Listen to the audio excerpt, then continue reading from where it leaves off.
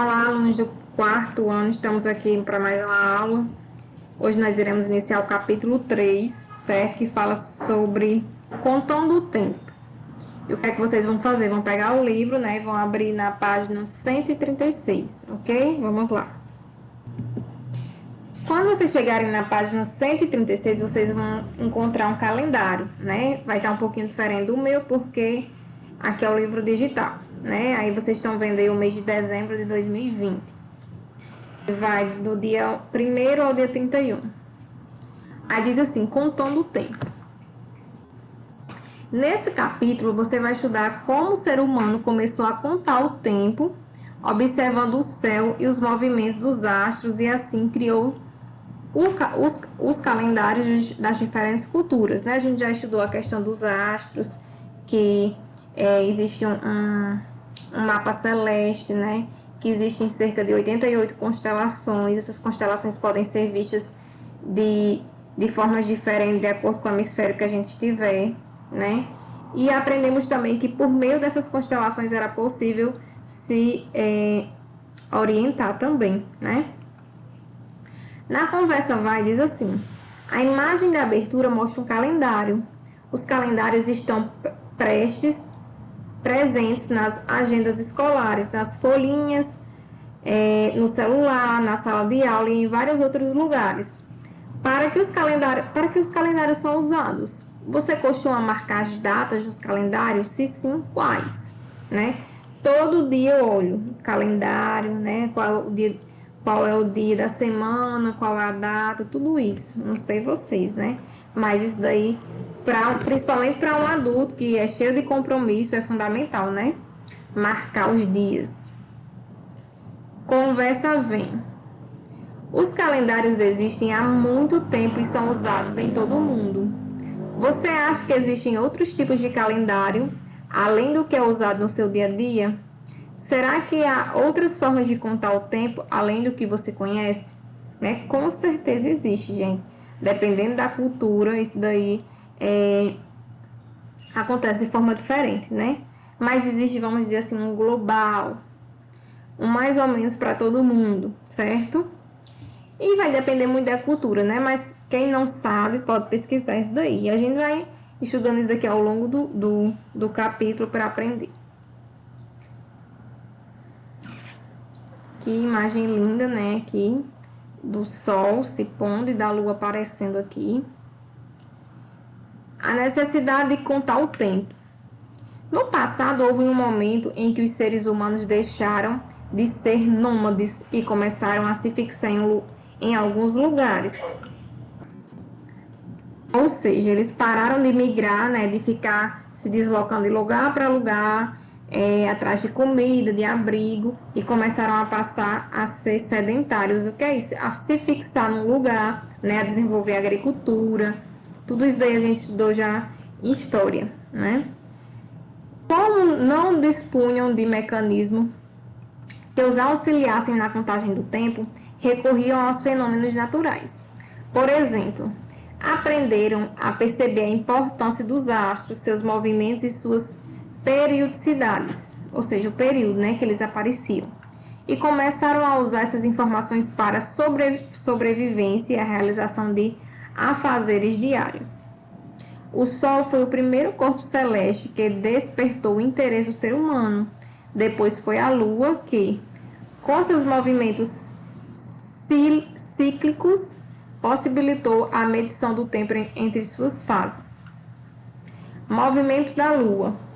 Agora estou na página 138. A Lua é um corpo celeste que orbita o planeta Terra e, por isso, é chamado de satélite natural da Terra.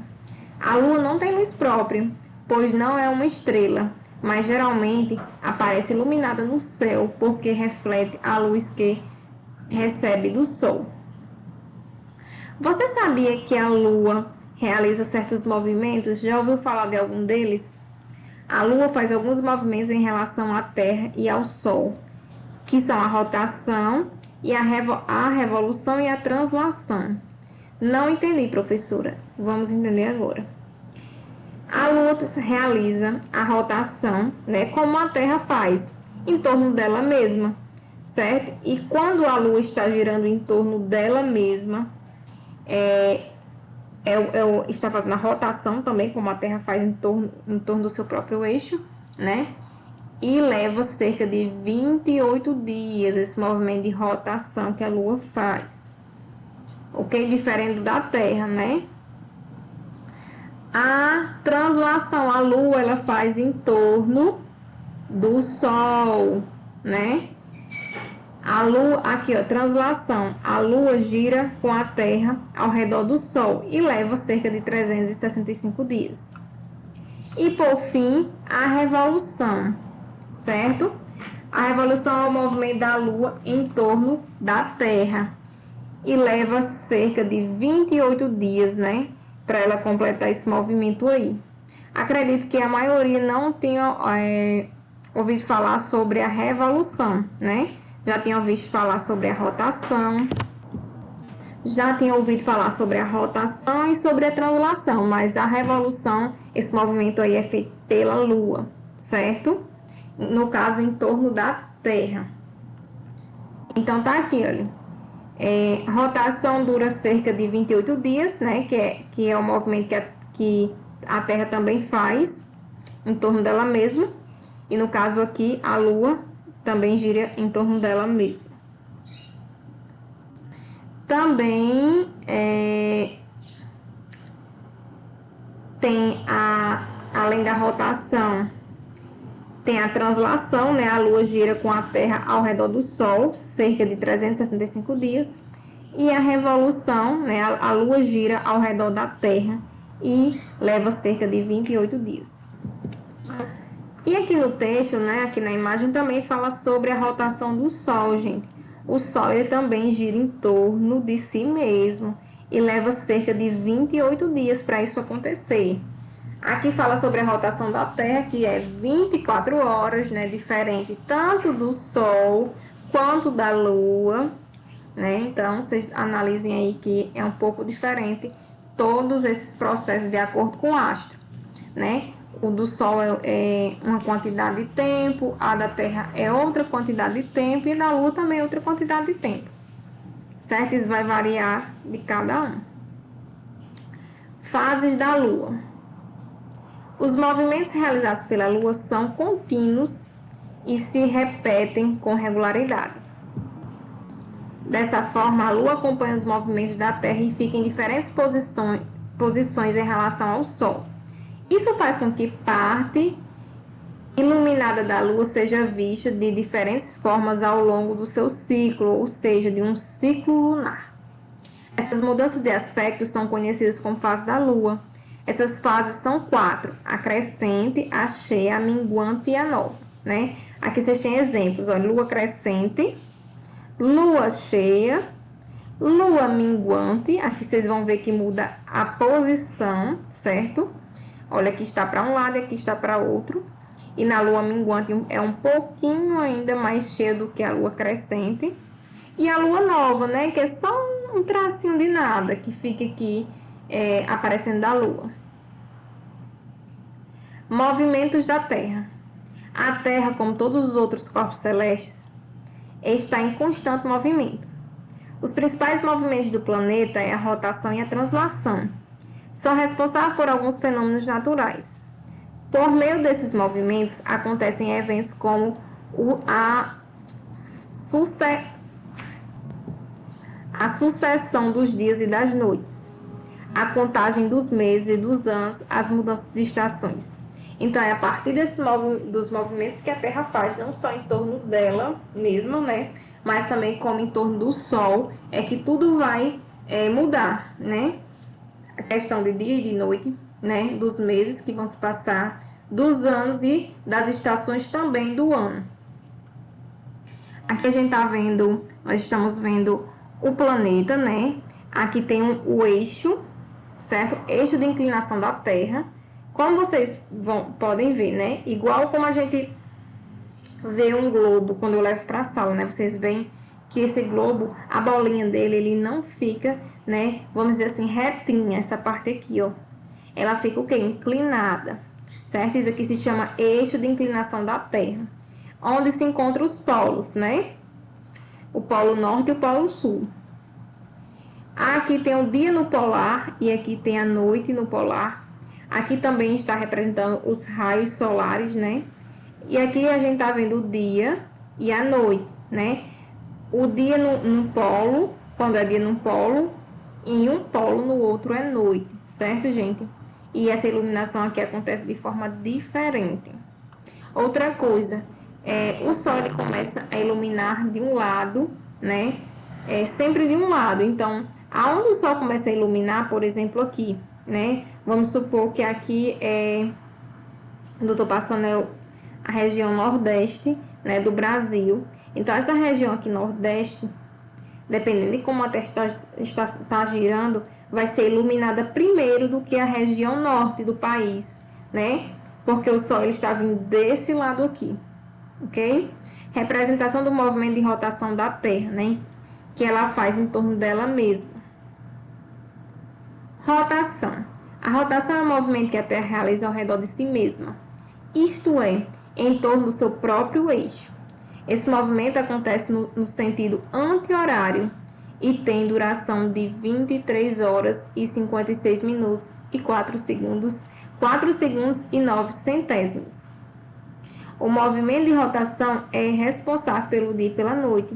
Conforme o movimento é realizado, algumas áreas da Terra recebem maior quantidade de raios solares, caracterizando o dia, enquanto outras não recebem, caracterizando a noite. Um observador da Terra não percebe o movimento dela, mas consegue perceber que o Sol muda de posição. Essa mudança se chama trajetória aparente do Sol e é explicada pela rotação da Terra em torno do seu próprio eixo. Mais abaixo aqui tem um vale a pena conhecer, né? O livro A História do Dia e da Noite explica a importância do Sol e faz o leitor pensar em como seria a vida sem um dia ou sem a noite, ou até mesmo com dias e noites intermináveis. Por fim, o livro propõe a construção de um relógio solar. Deve ser bem legal, certo? Quem puder conhecer o livro, tente pesquisar ele no Google, certo? Vocês podem pesquisar assim, A História do Dia e da Noite em PDF, né? E se vocês acharem, vocês vão baixar e vão fazer a leitura. Translação. A translação é um movimento feito pela Terra justamente como os demais planetas ao redor do Sol. Esse movimento é realizado em uma volta levemente oval. Convencionalmente, é dito que a Terra leva 365 dias, ou seja, um ano, para dar uma volta completa em torno do Sol. No entanto, o tempo real que o planeta leva para dar essa volta completa é de 365 dias, 5 horas e 48 minutos. O que será que acontece com essas horas que sobram com o passar dos anos? No caso, essa daqui, gente, 5 horas e 48 minutos. As 5 horas e 48 minutos que sobram se somam ao longo do tempo e após 4 anos é possível acrescentar ao calendário um dia para compensar. Esse ano, com um dia a mais, é o ano bissexto. No ano bissexto, o dia a mais é computado, né, no mês de fevereiro, que passa a ter 29 dias. Então, no dia que você encontrar um calendário, né, com o mês de fevereiro com 29 dias, significa a junção dessas 5 horas aqui, 48 minutos, né, de 4 anos, certo? A cada 4 anos é somado essas 5 horas, esses 48 minutos, e é formado um dia a mais no mês de fevereiro, certo? Vamos agora para a página 141. As estações climáticas do ano. Além da sucessão dos anos, o movimento de translação da Terra também é responsável pela ocorrência das 4 estações do ano, né? A primavera, o verão, o outono e o inverno. Gente, a translação é um movimento que a Terra faz em torno do Sol, certo? Que leva 365 dias, 5 horas e 48 minutos. As estações climáticas resultam também da inclinação do eixo da Terra em relação ao Sol, certo? Essa inclinação aqui, ó, que ela não fica reta. Isso acontece porque o eixo de rotação da Terra está inclinado em relação ao eixo de sua trajetória ao redor do Sol. Assim, conforme a posição da Terra no movimento de translação, suas regiões recebem luz e calor de forma diferente, certo? De acordo com a inclinação que o planeta está, os hemisférios eles podem receber, vamos dizer assim, uma iluminação, certo? E uma quantidade de raios solares diferente, ok? Porque devido a essa inclinação aqui, né? Que o globo, o planeta, ele não está retinho, ele está deitado um pouquinho. Em determinado período do ano, a luz solar incide com mais intensidade em um hemisfério e com menor intensidade em outro hemisfério, certo? Dependendo da estação do ano, um hemisfério, né, pode receber mais radiação solar do que o outro. Esse fenômeno é chamado de solstício e marca o início do verão e do inverno. Lembrando que quando é verão num hemisfério, né, é inverno no outro, certo? E o solstício ele está relacionado ao verão e ao inverno. É um fenômeno ligado a essas duas estações do ano. O solstício ele tem dias e noites, né, com duração diferente de horas. Por exemplo, os dias podem ser mais longos e as noites mais curtas, certo? Ou os dias mais curtos e as noites mais longas, a quantidade de horas, ok? Em outro momento do ano, o Sol ilumina igualmente os dois hemisférios e o dia e a noite têm a mesma duração, sendo de 12 horas. Esses momentos marcam o início da primavera e do outono e são chamados de equinócio. Já no equinócio é outro fenômeno, né, em que os dias e as noites têm a mesma duração, ou seja, 12, ok? E está relacionado a outras duas estações do ano, que é a primavera e o outono. Então, no solstício, certo? Os dias e as noites têm durações diferentes.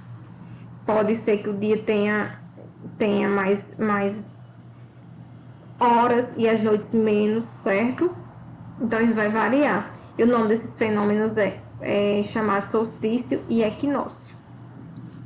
E aqui ensina, olha, verão e primavera, verão e inverno, certo? Está ligado ao solstício. E a primavera e o outono está ligado ao equinócio. O solstício de dezembro marca o início do verão no hemisfério sul e do inverno no hemisfério norte. Já o solstício de junho marca o início do inverno no hemisfério sul e do verão no hemisfério norte. O equinócio de março marca o início do outono no hemisfério sul e da primavera no hemisfério norte. Enquanto o equinócio de setembro marca o início da primavera no hemisfério sul e o outono do hemisfério norte. Dessa forma, pode-se concluir que o eixo de rotação da Terra, de translação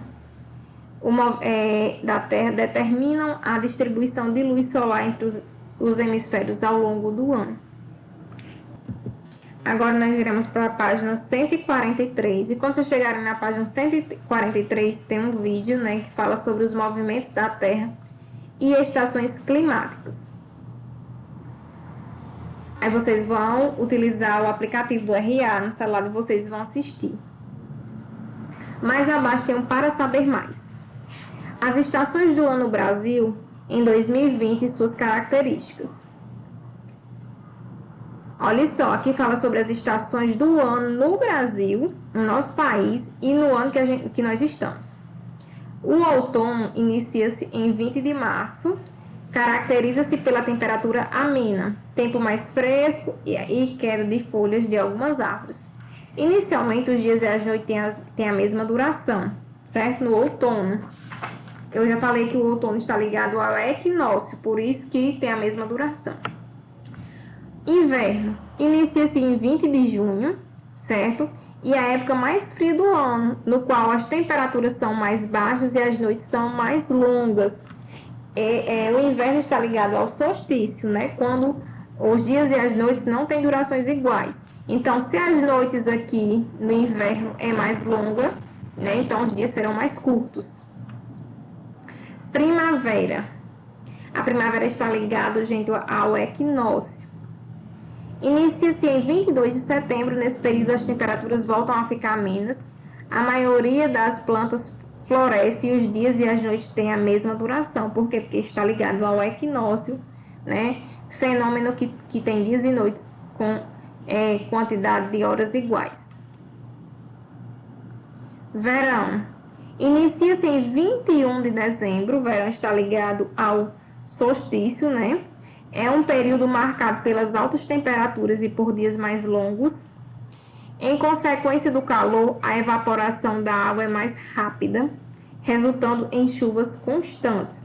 Aqui já no verão, né, ele diz que é um período marcado por consequência de calor, resultam em chuvas mais. Inicia-se em 21 de dezembro. E aqui tem os dias mais longos. O contrário daqui, olha, do inverno, que nesse inverno aqui, as noites que são mais longas, certo? E os dois, tanto o inverno quanto o verão, estão ligados ao solstício. No inverno, as noites são mais longas e no verão, os dias que são mais longos. Ok? Pessoal, agora eu vou explicar as atividades do dia, certo? Em outro vídeo. Aqui é a explicação do conteúdo. Então, o próximo vídeo será as explicações das atividades do dia.